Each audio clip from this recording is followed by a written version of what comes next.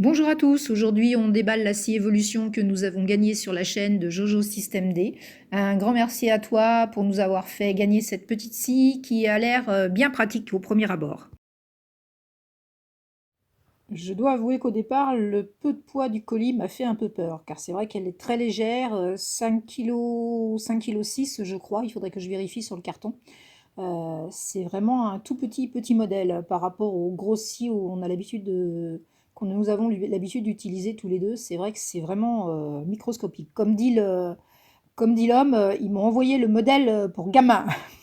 Comme vous pouvez le voir sur ces images, elle est capable de couper de la cornière assez épaisse. Je crois que celle-là, elle fait 1 millimètre, 1,5 mm, sans aucun problème. Et franchement, les coupes sont propres, les coupes sont franches, il n'y a pas de souci. Faites attention par contre quand vous coupez du métal, parce que comme vous avez pu le voir et comme vous le verrez encore après sur la vidéo, quand vous coupez du métal, effectivement, ça fait des étincelles. Donc prévoyez de mettre des manches longues. Là, on est sur de la cornière qui fait 2,5 mm, 3 mm, je crois, de mémoire. Avec le flash, on ne voit pas bien sur le mètre ruban blanc, je suis désolée. Mais c'est vrai que là aussi, sans effort, elle a coupé la cornière comme si c'était du beurre. Mais bon, toujours quelques étincelles, hein, donc faites bien attention. Voilà, l'homme s'est brûlé d'ailleurs, il a eu un peu chaud au poil. Ça a senti un peu le cochon grillé, mais c'est pas grave, on a l'habitude. Mais bon, sinon, oui, oui, non, non, elle va très très bien, même pour couper du métal épais. Après, comme j'ai dit avant, c'est vrai qu'il faut voir avec l'usure de la lame. Là, la lame est neuve, donc c'est vrai qu'avec une lame neuve, il n'y a pas de souci. Et sauf qu'il avait mal réglé dans l'enthousiasme et l'envie d'essayer la machine.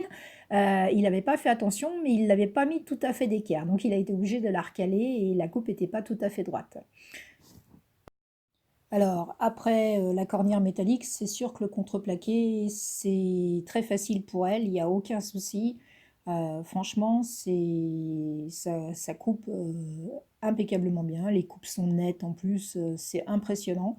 Pour une petite machine comme ça, elle nous a bluffé quoi, parce que on a une grosse Makita scie à onglet radial, enfin le gros machin quoi, qui pèse un âne mort, mais qui coupe du feu de Dieu. Mais c'est vrai que elle là, vous voyez, même avec le tube en cuivre, alors bon, c'est vrai que le cuivre c'est quand même plus tendre que l'acier, euh, mais il n'y a pas de souci. L'avantage avec le cuivre, par contre, c'est que ça fait pas d'étincelles. Voilà. C'est l'avantage du cuivre. On va pouvoir faire des jolies bagues, mon cœur, avec ça, hein, s'il te plaît. Merci. Ensuite, le rail à placo, il n'y a aucun problème. Hein, c'est tendre le rail à placo, donc ça, c'est vraiment quelque chose. Et le tube PVC, ça, c'est bien aussi.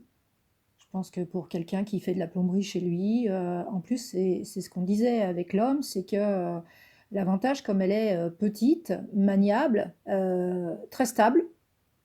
Là, elle est posée sur la table de la cuisine, oui, parce qu'il adore bricoler sur la table de la cuisine, il ne faut pas chercher. Vraiment, on peut l'emmener partout, la poser sur deux tréteaux, une planche, c'est nickel si vous avez une salle de bain à faire ou quelque chose. Donc on a coupé aussi un morceau, il a coupé aussi un morceau de bastin avec des clous dedans. Là, on s'est dit que pour les palettes qu'on récupère à droite à gauche avec plein de clous, ça allait être super. Parce que franchement, c'est toujours un peu la hantise quand on coupe de la palette, qu'on a du bois de récupération comme ça, avec les clous dedans. Alors le dernier essai, c'est sur le morceau de composite, en deux passes, hein, parce que la lame ne descend pas suffisamment pour la couper à fond. Alors, j'en connais déjà qui vont hurler en disant oui, mais il faut mettre la presse, machin, pas croiser les mains, etc. Il faut savoir que l'homme, il bosse dans le BTP depuis quasiment 20 ans, qu'il utilise ce genre de machine tous les jours, si ce n'est 12 fois par jour. Donc il a l'habitude. Et franchement, pour se couper avec une scie à onglet, sachant qu'on voit exactement où est le passage de la lame, même moi qui ne suis pas une professionnelle, qui suis une bricoleuse un peu plus avertie que la moyenne, j'ai jamais réussi à me couper. Alors comme vous le voyez, ça fait des coupes très très franches, c'est nickel. Par contre ça pour bouffer les lames, c'est l'horreur. Alors au final, qu'est-ce qu'on peut dire sur cette petite scie évolution? Elle est très bien, elle est très compacte, elle est très légère, elle coupe bien. Donc reste à voir combien de temps le disque va résister. Deux petits bémols.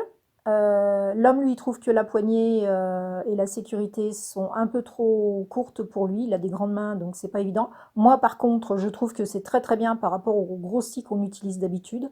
Elle est pile poil à ma taille, donc je sens que ça va devenir la mienne. Voilà, c'est dit. Je la squatte, c'est la mienne.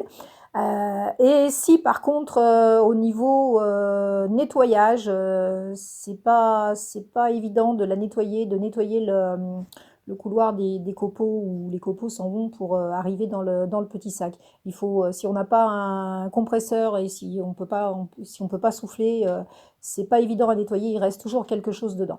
Voilà, au final, on est bien content d'avoir gagné cette scie. Un grand merci à Jojo System D d'avoir fait ce concours.